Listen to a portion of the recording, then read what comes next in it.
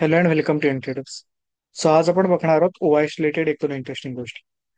So आज expiry होती. आज ऑलमोस्ट सगळ्यांना माहिती असेल जे ट्रेडिंग करतात. तर आजचं ओआय थोडं इंटरेस्टिंग होतं म्हणजे खूप ओआय प्रमाणे मार्केट चाललं होतं. आता इथे मी तीन गोष्टी ओपन केल्या पाहिजे. ही साईट तुम्हाला दिसते, ही तुम्ही वापरू शकता ऑब्विसली. पहिल्यांदा आहे चेंज इन ओआय, टोटल ओआय जो आज आपण पूर्ण इग्नोर करणार आहोत. इरिलेव्हंट आहे आपल्यासाठी. डिफरन्स बिटवीन पुट आणि ओआय चेंज, फक्त ओआय चेंज मधला डिफरन्स. आता मी काय म्हणालो, टोटल ओआय इग्नोर करणार. टोटल ओआय सपोर्ट कुठे आणि रेजिस्टन्स कुठे हे फाइंड आउट करायला खूप युजफुल असतं. 10 मिनिटांनी मार्केटमध्ये काय होणार आहे हे फाइंड करायला तो बऱ्यापैकी युजलेस असतो. टेक्निकली वापरू शकतो आपण. कसं वापरू शकतो की मगाशी लेट से ओआय मगाशी 10 होता, आत्ता 12 झालाय, कुठचा तरी कॉलचा किंवा कुठचा, त्याच्यावरनं अंदाज बांधला. पण त्याचाच अर्थ चेंज बघतोय आपण, नाही मग डायरेक्ट चेंज बघणं इज ऑलवेज बेटर. आता हा इथे जी डॉटेड लाईन दिसते ती फ्युचर्सची. ठीक आहे, तर ते मी चेंज करू शकत नाहीये. इथे ते ऑप्शन नाहीये मला चेंज करायला कुठे, पण ती फ्युचरची लाईन इथे दिसते. फ्युचरची प्राइस काय होती निफ्टीची ऑब्व्हियसली. आता निफ्टीचे फ्युचर्स आणि निफ्टी हे खूप जास्त क्लोजली रिलेटेड आहे. आजच्या दिवशी पण होतं, मी चेक केलंय. कायमच असतं, ऑलमोस्ट कायम असतं. तर हीच आपण निफ्टीची लाईन आहे असं अज्युम करणार आहोत. ठीक आहे. पहिल्यांदा इथे काय आहे की चेंज आहे, right, change in over. Left साईडला पहिल्यांदा दिसेल की टोटल आजच्या दिवसात काय असेल. हे बघूनच कोणी सांगू शकते की आज मार्केट खाली गेलं असणार आहे. रिझन, कॉलचा ओवाय डबल होता पुटपेक्षा. आता पटकन बेसिक्स कव्हर करू. हे ऑलरेडी एका व्हिडिओत मी सांगितलेलं आहे. ओवायच्या रिलेटेड प्रॉपर एक व्हिडिओ आहे चॅनलवरची, ना पाहिजे ते जाऊन तो बघू शकता. कॉलचा ओवायच्या वाढतो त्या मार्केट खाली जातं. पुटचा ओवायच्या वाढतो त्या मार्केट वरती जातं. ह्याचे चान्सेस असतात, जातच असं नाही. आता हे बेसिक सांगून झालंय. सो आपण बघू. अगदी 9:25 पर्यंत तुम्ही बघितलं तर दोन्ही कॉल पुट सेम रेशोत वाढले, राईट. जितके कॉल वाढले तेवढेच पुट वाढले. मोस्टली हे होतं एक्सपायरीच्या दिवशी, असंच होतं. पुटचा पण एक्सपायरीचा दिवस बघा. जोपर्यंत सुरुवातीलाच अगदी मोठा ट्रेंड आला नाही तोपर्यंत हेच असणार. आणि मग आपल्याला पहिला डायव्हर्जन्स मिळाला. काय झालं की कॉल्स आहेत तेवढेच राहिले, कमी नाही झालं. मी याला कमी म्हणत नाही पाहिजे. पुट्स थोडेसे वाढले. ठीक आहे, जे की प्राइस मध्ये रिफ्लेक्ट झालेलं. आता इथे एक खूप मोठा प्रश्न येतो की प्राइस तशी झाली म्हणजे काय, फ्युचरची किंमत वाढली की निफ्टीची किंमत वाढली म्हणून पुट्स वाढलेत, की पुट्स वाढलेत म्हणून निफ्टीची किंमत वाढली. तर या दोन्ही गोष्टी आहेत. आता पुट्स म्हणजे काय, पुट सेलर आहेत, राईट.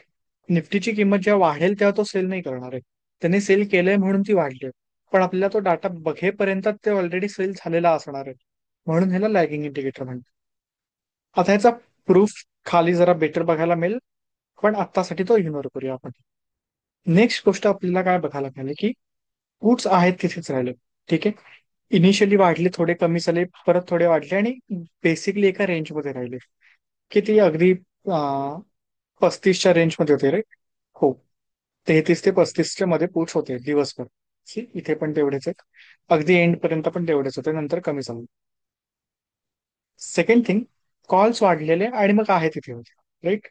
कॉल्स इन्क्रीज झाले किती, ऑलमोस्ट 10 वाजल्यापासून 9:40 पासून कॉल्स वाढले. त्याने पीक घेतला तेव्हाचा. आपण ही पुढची मुवमेंट बघत नाही, मार्केट पडण्याच्या आधीची मुवमेंट बघतोय बाय द. हे पण मी इग्नोर करतो. हा मोठा फॉल आपण कन्सिडर करणार आहोत. तर दिवसभर कॉल्स जास्त होते आणि पुट्स कमी होते. फायनली जेव्हा मार्केट पडलं साधारण 1:20च्या दरम्यान दिसतंय, तेव्हा मग आपल्याला बघायला मिळालं की कॉल्स वाढलेत. आता इथे काइंड ऑफ प्रूफ आपल्याला मिळतो की हा लॅगिंग इंडिकेटर काय. लॅगिंग इंडिकेटर म्हणजे काय, नंतर आपल्याला डाटा कळतो, गोष्ट झाल्यानंतर कळते. मार्केट इथे आपल्याला कळलं केव्हा असतं, लॉजिकली स्पीकिंग. हे 3-3 मिनिटाचा आपल्याला अपडेट्स मिळत राहतात. एका मिनिटाचे अपडेट्स कधीच कोणाला मिळत नाही, कारण ते एनएससी पब्लिशच करत नाही मेनली. सी, इथे आपल्याला कळलं असतं की कॉल्स वाढले, अप्रिशिएबली कॉल्स वाढले, राईट. आता तो वाढणं म्हणजे हे वाढणं आहे की इकडे वाढलेलं, ते ते कसं कळणार.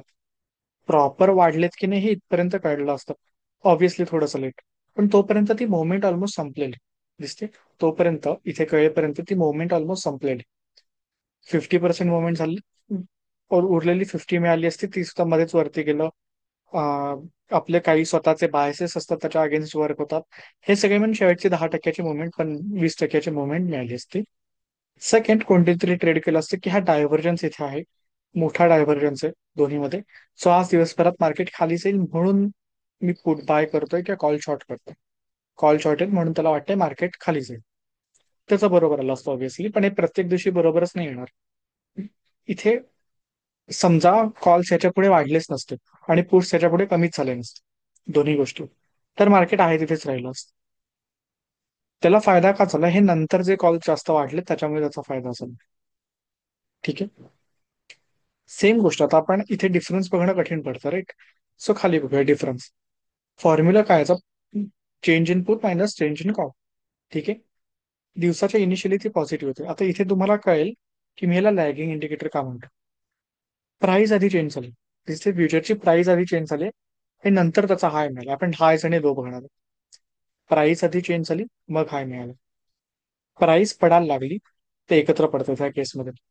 पण प्राइस बॉटम आउट कुठे चालली या केसमध्ये? इथे, राईट, 9:45 ला. तर फॉल बॉटम आउट झाला 9:52. हेच दिवसभर कंटिन्यू राहिलं. सी इथे बघूया.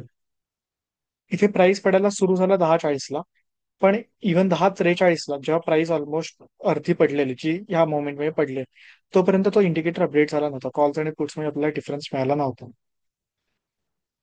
थोडंसं इथे पुढे जाऊ, राईट. हा एक खालचा फॉल. फॉल कुठे आला? लेट्स आपल्याला इथपर्यंत माहिती नाहीये फॉल येणार आहे, फक्त जर कोण पुट आणि कॉलचा डिफरन्स बघत असेल तर. तोपर्यंत अर्धा फॉल इथे संपलेला आणि मग पडायला लागला. इथे कोणाला तरी कळलं असेल, बाय द वे लोच्या खाली बघणार आपण ऑब्व्हियसली. सो इथे कोणाला तरी कळालं असेल मे बी मार्केट खाली जाणार आहे, तेव्हा त्याने मार्केट बघितलं, अर्धा फॉल संपलाय, अर्धा उरला.